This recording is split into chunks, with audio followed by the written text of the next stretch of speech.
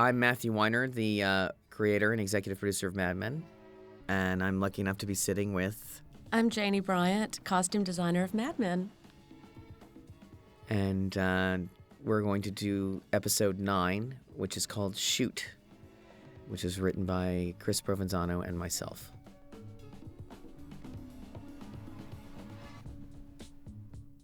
Yes, this is a pretty special episode for me. And for me. Yeah.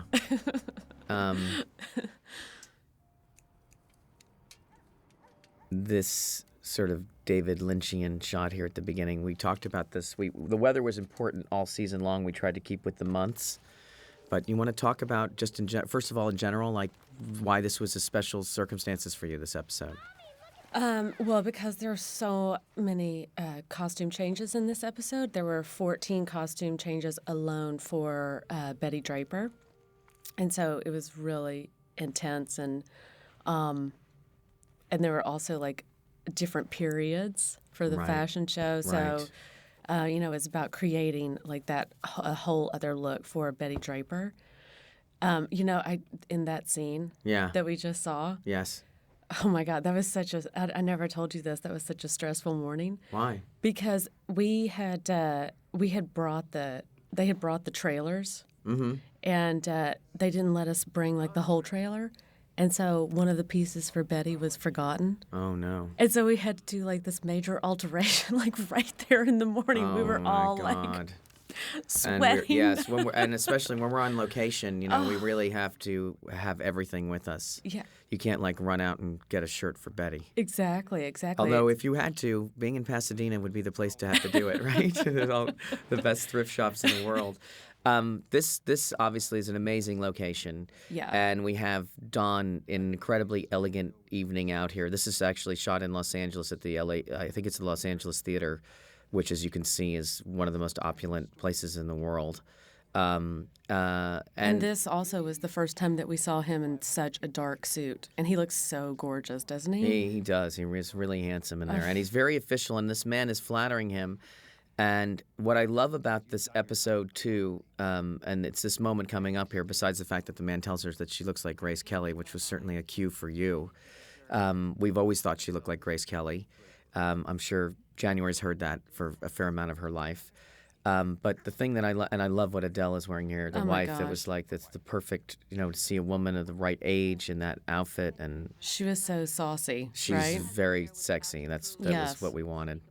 And Betty, she's so beautiful. And Betty is so beautiful. Graceful. Yes. But the thing that I loved was it's kind of a departure from television. And of course, here's the thing that's also a period thing, which is that a man being left alone with another man's wife, it's always strange, but there's nothing to avoid. There's no way to avoid it here, but there's extra tension here because we don't really see her talk to anybody. We saw her talk to Roger in episode 2. Yeah. And eventually in episode 11, it becomes an issue when this man comes in the house. But what I'm proud of is that this extraordinarily beautiful actress is playing Don's wife. And rather than doing the TV show thing where you're like, oh, look at that beautiful, there's his wife, and people comment on the fact that she is extraordinarily beautiful. They comment on the fact that she looks like Grace Kelly, and it's not some, TV show thing where you're just pretending like everyone in the world looks like this all the time. Yeah. Well, and for the costumes for this, we really wanted to have that effect of her really being presented in that way too, right? So Sure. And don't you remember this whole dress thing? Because because I loved this dress, and I loved that it was white, and so much of the themes of Betty Draper is that she wears so much white in the series. Yeah. And I had shown you that the yellow dress. Right. And you're like, oh, I don't think we could do white. And I was like, no, but the white is amazing. And like in the space, the white was so beautiful because they're all of those red and like gold tones. Right. So she really popped. And also I love the idea of her being in white for almost like the purity of, the character. Yeah, absolutely. And the innocence, and a lot of that January brings that to it. She does. She also here's another thing in terms of the way the story's working here. This story to me is about work. It's about beauty and how beauty is part of work.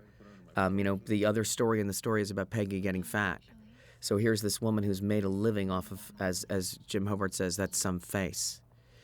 And also, it's about women, obviously, and beauty, and how men treat them, and what the value of that is. Mm-hmm. And Betty actually has a commercial value to her beauty. But I love this moment here because Dawn, she sort of is flattered, and it's all out in the open, story-wise, that this man was, trying to get to Dawn. It's all out in the open.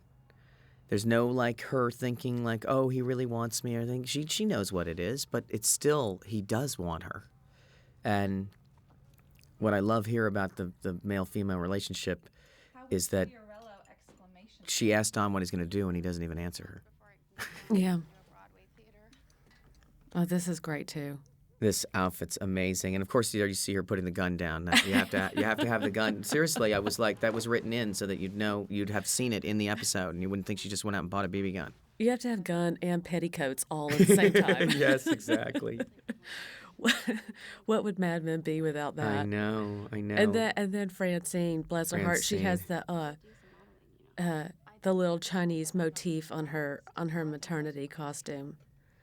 Her maternity costumes are, this is another woman like Elizabeth that when you see her on the street, I mean, not that she looks bad here, but when you see her on the street, she's like a stunning, like gorgeous ingenue with like legs up to her neck. I know. And then we sort of made her into this. I love how much taller she is than Betty, and it's not that she's gawky, but she has all I can tell you is she's a great actress, and I always feel like she's a real person and not just like, Trixie, Lucy's friend. But I do think they have that relationship, especially in this episode, especially now, like when Betty is bag modeling. Of clothes, yes. And she's almost like jealous in a way, Oh, she's totally jealous. Oh, here's the costume that designed for Betty. This is Janie totally built this thing, and there were some specifics about it. I wanted to see that she wasn't wearing any bra or anything. And no foundation. No foundation, nothing, and it would be a shock, yes. Right? And also the backstory was like, this was the designer in Italy that Pucci was inspired by. Right. So it was like pre-Pucci. Oh. So and you built that from the ground up. I did. Yeah. Well, Joanna sewed it. Yes. But I drew no. We should I drew it. We should comment on that because people don't really understand how that works. That the same way that for me, I need a great director, and I need the director of photography, for example, is so essential to this process and how things are going to look. Yeah. The tailoring. Yeah. Of you have an amazing tailor, and your designs are executed by her, and it's really Joanna Bradley. Yeah. She's amazing, and she really, really understands like how I design, and how I like to work, and how I like things to be perfectly fitted and tight and gorgeous. Small hotel. Isn't that the song? I don't know. I love this tie that Don Draper wears. Yes. Like all of the grays and the blacks. I know, it's great. I was going to say, it's so funny for me to say, like, just like the writing is how I need a director, it's always the director says, just like I need a good script. But you're going to. Do I need to be careful here? It's a mom and pop. What was his name? The executive? Jim Hobart. Jim Hobart. Oh my goodness. I loved his costumes too because he's like all in the pale blues and so indicative of the period. The kind of clients we attract. Pan Am, Coca-Cola, Esso. Can you imagine the lifestyle that goes with This is a much quoted line, apparently. Really? It's a panty dropper. That means it's not just exciting for you to have this job. It's exciting to other people who know you. So this is a scene of exposition, really. But it's a difficult thing. We're talking about Don leaving the agency, and I didn't want to just do some phony thing. People know he's not going to leave the agency, but I thought, if nothing else, let's make it. Forget that tension. Let's make it interesting to see what Dawn has at the agency. Well, it's also interesting to be faced with the temptation, right? Right. Of like the possibility of what could be. Oh, this is another one. Talk of my about this favorite. dress, then I want to talk about the scene. Well, it's summertime, and so we wanted to have something for Betty to wear in the therapist's office that was going to be very light and fresh, but also having that effect that she really does dress up to go to the grocery store, to go to the therapist, like wherever she's going, leaving the house. I mean, even when she's in the house, she's dressed up. Right. Really. Well, know? as the season goes on, Yeah. she gets less and less dressed up. Which is also like a great transition for her, too, Yes. to see that. This was a very special therapy scene that I had been thinking about from the beginning, the moment where that he would talk to her. And a couple of things I love about this is you find out about how she and Don met. You find that it's on her mind that this man gave her this card, and she talks herself into saying, like, why shouldn't I model? But you also find out about her mother. Yeah. And she has this great line about her mother criticizing her and how she likes hot dogs. And you can see, as I don't know if people have gotten the sensation yet, because the show can be serious, that every single person I hired is a comedian. And this woman is really, really funny, January. She knew exactly how to lean on this line. She is a total crack up. She cracks me up. And I love how angry she gets. Here, this, and I like hot dogs. It's like she's just resigned to it. I know. But there's such, she has, I think, has put so much pressure on herself about always having to have this outward appearance, you know? Yeah. It's so much pressure. Yeah. And like, I think that she really resents it. She says, and there's no reward for it. Her mother gave her 2 messages. You're going to get stout, which I love. My grandfather used to say that to me. And he was right. I'm serious. That's where that word comes from. You know it's time travel, that word. And then he says to her, and Hillary Jacobs was my advisor on the sort of historical nature of this therapy. You sitting up? And I was like, so what does she say when he yells at her? What does she say when he speaks to her? She's going to yell at him. And I love that he says, Tell me more about you're sitting up. Yeah. I didn't write that line. Hillary gave me that. And here she is saying, I'm entitled. I am beautiful, and it is a way to make a living. And I understand that. her beauty is part of the character. That's what's new. That we're actually acknowledging it from the very beginning when she talks to Dawn and she talks about Joan Crawford getting older in episode 6. So great. It's just, the eyebrows. She wanted me to be beautiful so I could find a man. And then now what am I supposed to do? Just die? Right. Yeah. Yeah, my wife. 'cause she's My really- wife kept reading this scene. I kept giving it to her as I tried to get it, and she finally said to me, she says, "What is she gonna do? Just go and just walk into a graveyard?" And that's where I got that from. Well, I think it's like it's unraveling that she's understanding that there has to be something more than that. Right. You know. And here's another comment on beauty. They paraded. I didn't do her costume. You didn't. She would have loved you. This is a sacred cow moment here. You know. This is one of the most beloved figures in American history, and what I wanted to show was that if you're running against her, you don't love her, and that however history has metabolized this election, they were trying to beat her, and a lot of people didn't like her. They might have loved her when she was the first lady, and then of course when she was a widow, their hearts went to her. But on this side of things, I mean, Pete says that finishing school voice. Yeah. I love Salvatore too in these. Oh yeah, he's really. I can't help it. I always have to call him Salvatore. Brian Batt. No, Brian is so un-Italian. I know but he you know what? We put things together in character. He could pass for Italian too. I've spent some time with Italians in the last few years, and he could. A New York Italian for sure. Well, Southern Italian. New Orleans Italian. Yeah, New Orleans Italian. Look at these guys, Matt. Come on. No wonder the style is so popular now. I know, they look amazing. And this is a great thing here too, which is that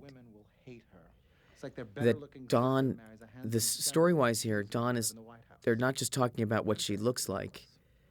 Dawn is frustrated by the fact that they're on the losing side of this thing and they are not part of the campaign. She's reading Vogue. Betty. Yes. This nightgown. In chiffon. You gotta love it. The peignoir. You know I do. I think I know that I wrote the word peignoir into the script. You got to tell people that even though I definitely am not a designer, that I definitely ask you for stuff. You know what? Can we just say that inside that refrigerator, the pineapple-covered ham? Yeah, that was in the script. That's so great.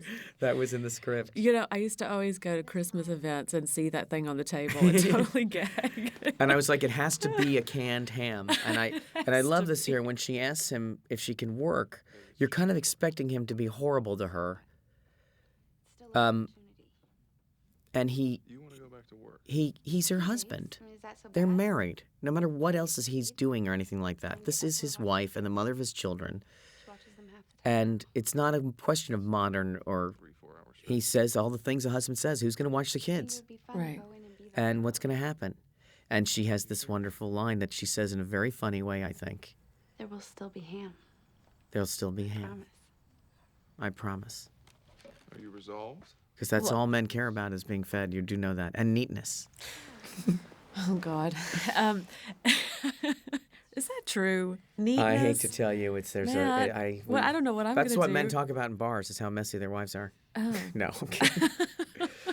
Well, that but is he says, I don't want to, I can't stop you from doing what you want to do. He's very reserved about it. Anyway, I'm sorry. What were you saying? No, I just think it's interesting because, this is a great scene, too. Because it's like, I think... What? Yeah. I think that he's worried, though. Like, in that scene, you do sense the thing of, like, gosh, there's going to be change. But there's the other thing, too, that she's being used. He knows that. He knows it's about him and not about her. Right. But also she's going back to work, and I think that at that time, even now, no, it's like the world. This is about now. I talk about that all the time. Yeah. The war going on between women who work and women who don't, and how they feel about themselves, the guilt they feel, all of them, about being parents, about being productive, about life, time passing, what their value is. Work. Freud said that the definition of happiness was the ability to work and to love. And by definition, the women of this time could not be happy. Yeah. Right. That skirt ripping, what stage are we at in the fat suit here? I think it's 3. Yeah. It was so gradual. This is the one where everybody said, it was written into the story. Slattery is fantastic in this scene. I know. Look at him in the 3-piece suits. And every time... He just fought me like crazy. I love that John Slattery. He doesn't even know how great he looks. Well, the funny thing is he's so handsome. He's so handsome, but he's also putting on such a character. He is really a very boyish, athletic surfer personality, and we make him look older, we make him look stodgy, we make him but I know he loves Roger. He loves playing Roger. He totally does. I wish I could play Roger. Who wouldn't love him, right? Oh, we should talk about Peggy for a second because people really they don't realize that I designed all of her fat suits. Yes. And that we had like all those different stages. There are a bunch of, that's why I was bringing it up. And Joanna built all of the pads and everybody was shocked. They were and like, she was already getting fatter an episode before. We shot these out of order, which was even more challenging. But she was already getting fatter before, and people were asking about Elizabeth and stuff. The other actors didn't know. Once the show was on the air, people definitely didn't know what was going on. And the fact that she ripped her skirt here, and there's that line in there which more than one actress pulled me aside and said, "Are you having one of those days?" They're like, "Where did you get that from?" I was like, "I don't know, advertising. I don't know." Like, that's something like my grandmother would say to me. I remember you used to come up to me when all this was happening with the fat pads and out of sequence and all that stuff.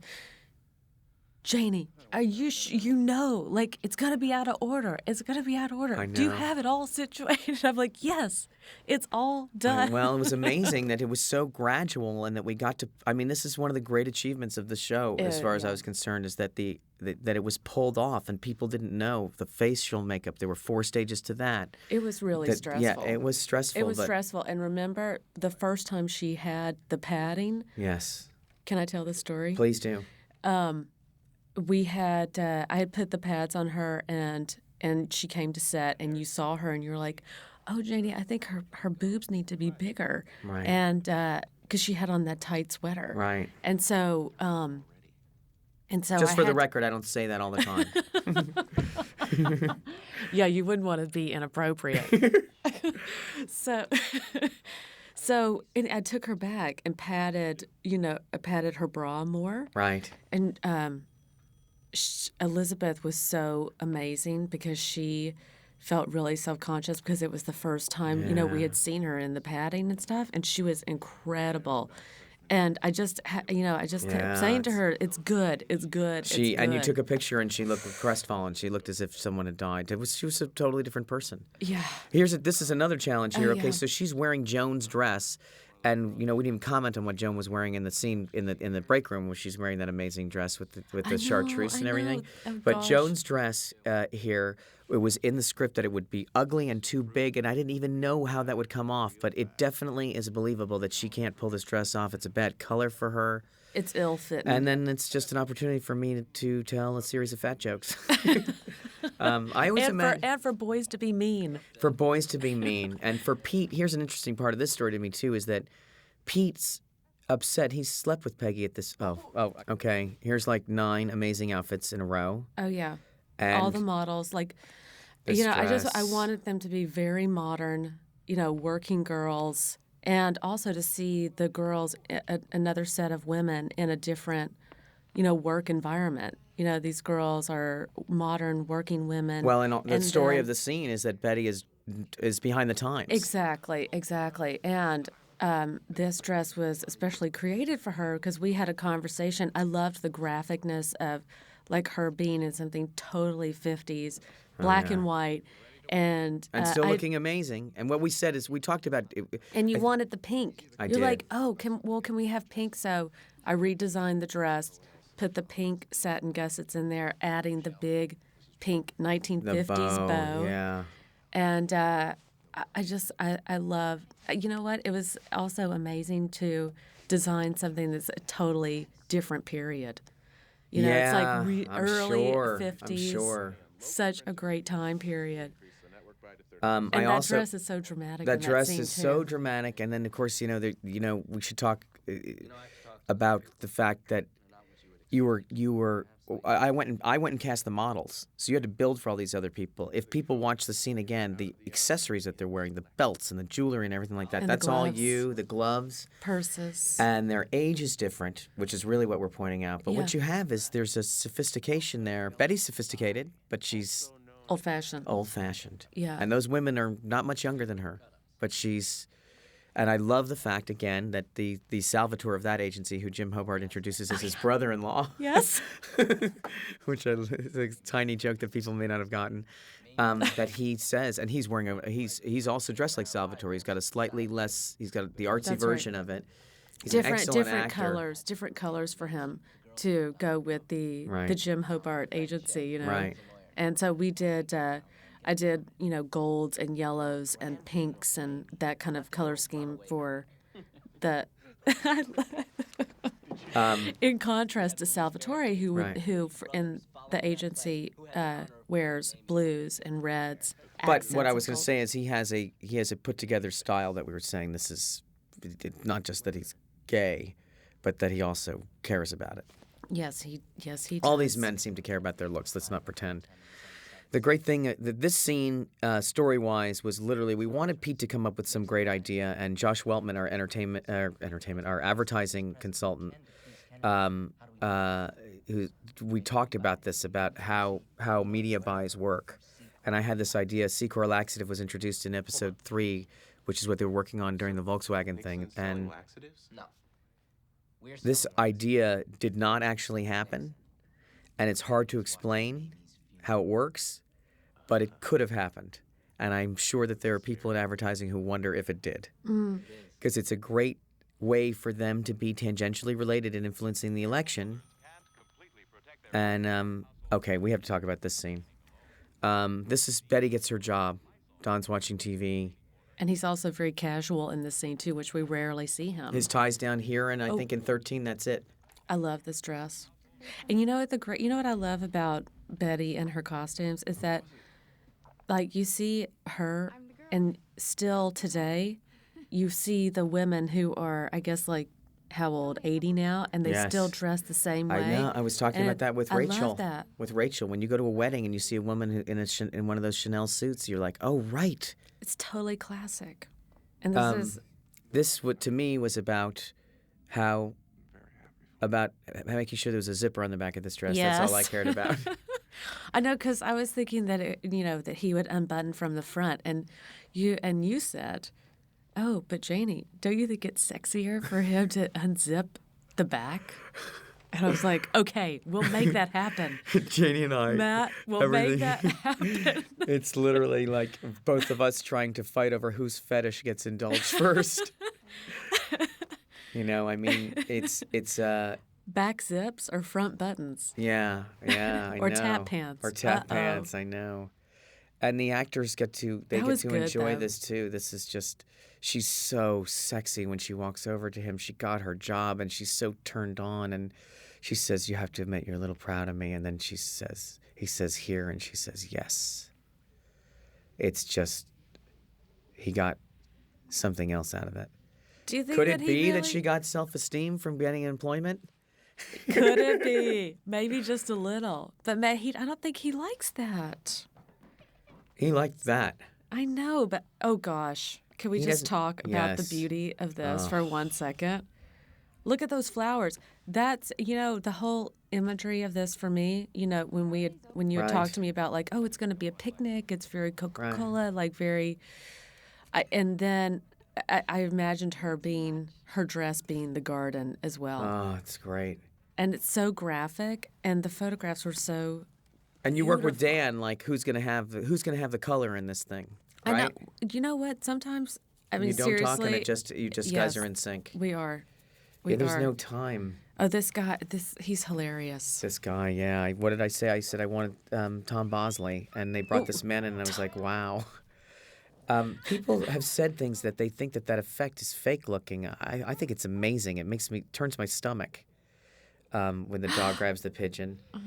And this is a story here. Of course, that I hope people absorb the idea that there's Betty with her fake family, and being the perfect mother with the dog and everything. And here she is with a real family. We didn't get a shot of this because we didn't have time, but they were eating chicken. There were just a bunch of chicken legs in the Pyrex there, and Sally was looking at it and saying, "I don't want to eat it." What would Mad Men be without you, Matt, and commenting on the food? No, but I mean, they're eating the chicken because of the pigeons. She's just her stomach's been torn. Her stomach's been. That's what that was supposed to be. And there's all these bird legs in a plate in front of her. Oh gosh. Now the story works. My writer's assistant, Robin Veith, who's now a writer on the show, and she wrote 13. Her mother, this happened, and the story. I heard the story, and we worked backwards on this episode to build it in for Betty because it's about work and about family and how they don't go together and how frustrating it is for Betty. And her mother shot the pigeons, and it was the exact same thing where the dog attacked the pigeons, the neighbor threatened the dog, and her sister had these nightmares, and her mother went out and took care of it. I know. She didn't kill anything. It was just a statement to the neighbor, like, get the hell away from my kids. I love this nightgown for Betty. It's the blue. It's the blue chiffon. Just to go on another subject for a second, because look how beautiful it is, and it's all like pleated in the front, and with a little lace on top. It's great. I love it. I'm going to make a comment about. Go ahead. What you're saying? Don's pajamas. Well, you know what? I always like the headboard. Yeah. The blue of that headboard. It's spectacular. And then the light blue of her nightgown. And sort of like the odd juxtaposition of those two things, those two colors.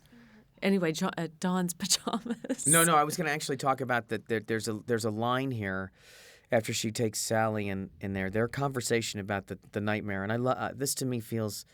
I also love that January walks so. She's a tiny woman. She walks so heavy. And when we're always trying to turn it down in the sound mix because she's so forceful. But I love. There's a line here that I got a lot of comments about from the crew as well as from people who've watched the show, where she says, "I love." He talks about her crying. She says, "I want to take a picture of her crying like that." And people were like, "It's so harsh. She's so terrible." And I just want to say, in defense of parenthood here, that is a genuine emotion. That yes, you feel badly for your children when they're crying. You have empathy, but there is something so beautiful, and they're needy, and that's not supposed to be a line about her being a terrible mother. That's supposed to be a line about her being an honest parent. Right. That's also a theme when they have their family photo too, though. Yeah, she does think Sally's fat. Right, she really criticizes. So, like her mom, Right. And it has nothing to do with Sally. Did you see those big tears? I really want to get a picture of her crying one day. It has to do with Betty's unhappiness. Well, again, like I told you, it's all about, it's not an accident that I have that line in there because it's about people taking pictures of people. It's about, what is the value of beauty? What do people look like? Yeah, right. Sally's going to be judged on that. It's the only thing she's going to be judged on by her mother. It's a lot of pressure, Matt. Oh, I'm sure. It's a lot Thank of pressure God. to be a woman. Yeah, being a man. Nobody cares what you look like, right? Somebody. Look at this guy. Anybody can play that part. Somebody, oh God, look at Cooper. Come on, look at these guys. I want to say amazing. one more thing here. The top of that scene just makes me laugh. They're supposed to be kissing Don's ass, and because they don't know if he's going to go and if he can take him with him, and it's really, really amuses me. They do a great job of it. And Pete sells him out immediately. And this is the line where I feel like this is Robert Morse. Every commercial block on air. His cadence, it's so clogged up with it's unpredictable. Whatever. Yeah. It's original. He's not putting it on. That is his way he speaks. That's his interpretation of language. And this thing, his delight. Put his pretty face on the it's really right out of How to Succeed and True and everything you've ever seen him do. It's just it's nicely done. I love that. I know. He is really cute, isn't he? Oh. And that suit for Sterling, I designed that for him. Oh, so great. There's a real springtime feeling in this episode, which really went well with it. Yeah. I know. Well, that was really important. We talked about that so much. Are we done here? But also, I think it's interesting for the older men to really contrast with the younger group here. Right. Because they're in the darker suits. Right. And then Sterling and Cooper in such pale summer colors, I liked having that difference for that scene. I love that you do that. Here this just so people know, this scene right here, this comment that's made to Hildy, I think people can feel this also, that this was told to me by a 75-year-old woman. This was one of her days at work. When something good happens to me, when her boss said, not about the celebration, that's mine. But you should do something with this. That sourpuss. You're very beautiful. And that she has to sit there. She's going to see her parents. I love watching you walk. I love watching you walk. That's what she heard. And let's face facts. If it was coming from the right person. You love to say that. I do. But it's inappropriate in the workplace. It is. And Peggy's confidence has been rattled a little bit here, right? In this episode, by this weight gain. Yeah. And then also the plaid is quite good for the weight gain as well. Here's here are these pictures that we were there. Dan took some of them, and Karen who took some of them, I believe. Karen Bear, who does our stills sometimes. I love her. Yeah, she's so good. But this is. It's also great. That is not that is a really, really looks like one of those things. It totally does. And also the costume design of that particular scene was that the family, they were all in solid colors, and again, she was the one in in the floral, Right. in something graphic, you know. And here he is going to talk to Jello. Jello again in the script, right? Socks matching the trousers. All those men, they just died every time. I would always look at their socks and be like, okay, so are you good. wearing your matching socks with your trousers? I didn't mention the socks in the Heart Attack. How amazing those are when you see his feet when they come in the room. How amazing those they're see through almost. He has on the nylons. He has on hosiery. So this is the scene I was talking about where It's men's hosiery. It's not women's. Whatever you say. He's not dressing. I don't know why John Slattery fights you. He's not a cross. Here's the thing. Now I have Janie here also. We should talk about something that is your exquisite style, which is that the clothing is all very, very tight. It is. And because I like a perfect fit, but it's Right. also very indicative of the period. And let me just comment on what you were saying, that everyone looks so good, but the men as well as the women, I mean, had a lot of help in that period. If a man went to Brooks Brothers, Paul Smith, whatever, I mean, they would have a proper tailor there to Right. totally tailor their suit Right. to have a proper fit. I mean, you know It's what incredible, I mean? It yeah. was like that it's was when the you service of as the someone, period. Yeah, as someone who buys used clothing, you cannot look at the size. When you put on the clothing, you can see that these things have all been fitted for individual bodies. Yes. And Tailored everybody to the looks better body. that way. They totally do. And But let's also- be honest, not everybody looks like these guys. You can get the best tailor in the world. You're not going to look like that if you buy that suit. today. Yes. But isn't that the difference between designing a contemporary and a period show, right? Yes. I mean, that's all about the fit, and that is what a period show is about. I mean, contemporary as well, but I'm just saying to make things look real. Yes. And of the period. Now this scene was tough because this guy crossed the line taking these pictures of Betty, and this was worked over a bunch of times to figure out how Don would handle this. And he says, the guy kept saying it's Yankee Stadium, it's the major leagues, whatever. And Don basically says that's not a major league move. I thought your wife coming here meant you were interested. You said you always thought Don was glad that she. I saw the scene, like he was happy that it wasn't going to work out. Listen to this. Can't exactly say that was a big league move. He did. I mean, I It is easier for him. That's one of the things that's amazing about the ending is he gives her all the reasons why she shouldn't work, and they're very convincing, and they're very heartfelt. That's what I try and do is no one does anything for no reason. People aren't just bad. People do what they want. Now, okay, you look at this woman. That's a blouse that I designed for Joan. Oh. And she just looks so great.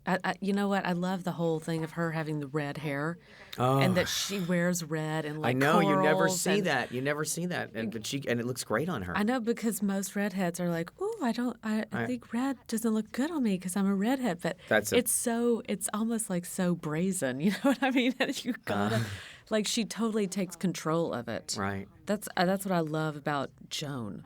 Well, what I love about Joan is that Joan is true to herself. Yes. And this scene is about her not even understanding why someone would want to work.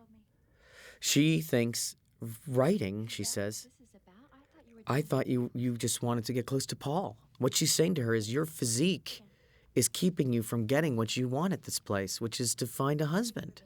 Again, about beauty. Can we talk about the pen on the chain? How much I love the pen on the chain. I'm bringing that back. You should. It's already back. It might be a gift It's from couture. It might be a gift from her mother. Yeah, for sure. I think we can even talk about it if you want to in the show. And it is placed directly in the proper place. Yes, in the place where it's placed in the address where most people want to live.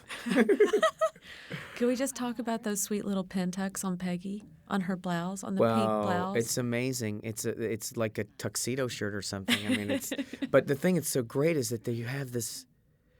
Look how beautiful Elizabeth is there too. Oh, she's so we tried to hide it, and you really can't. No. And also, it's so great to see them together. Yes. Every time you see them together, it is about like the color scheme and the differences in those two women's character. And those scenes they're always good. They're two great actresses. It's this, you know. I love this dress. Oh, I now love this dress. I mean, this was the idea was... is that when Betty gets fired that how do we make it as painful as possible? And you brought this dress in.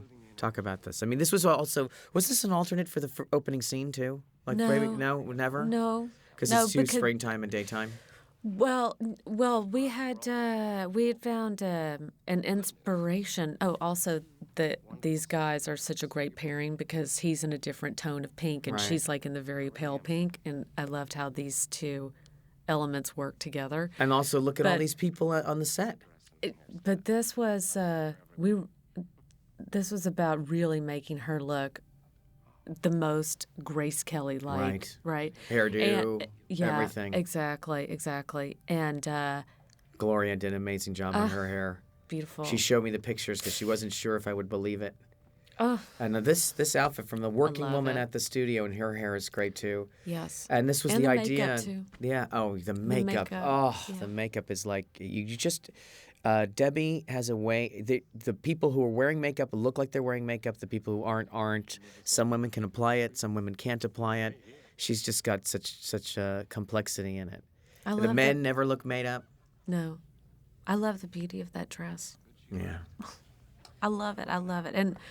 And you know, I also love that Betty wears the full skirts and the petticoats. It's such a beautiful contrast. That's the thing. I don't know what that's about, but I love hearing that there's a plan. That's what I was saying. You have such a scheme. It's just like when I'm writing. It's just you have a plan of what you're trying to say, and you use every tool available.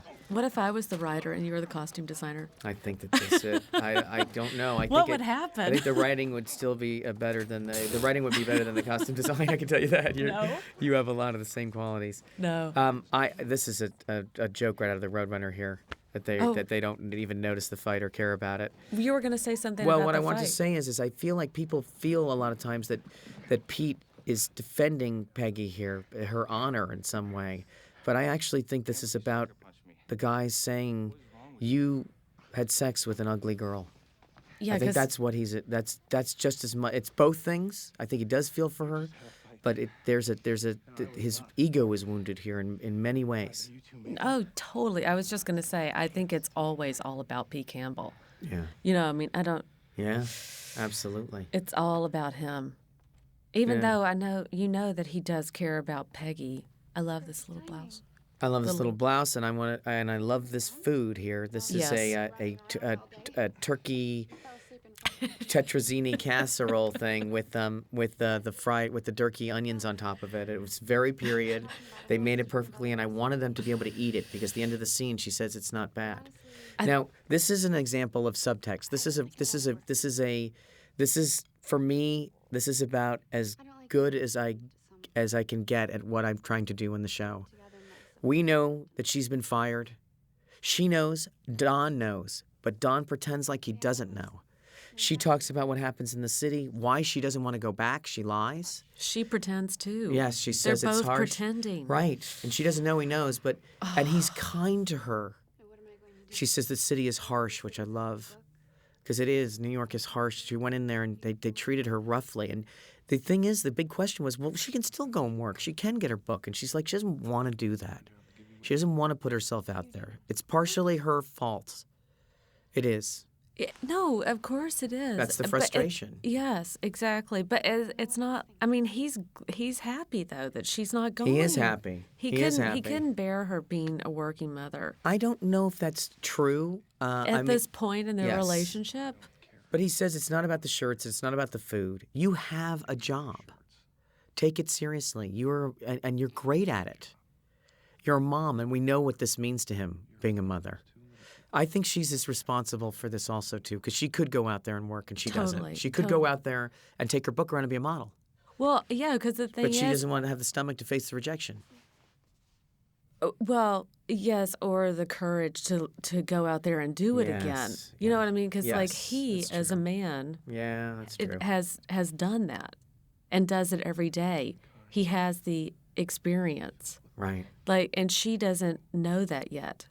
Because I'm sure that he has gone through that experience too in his career, like trying. Well, he just got offered a job and turned it down. Right.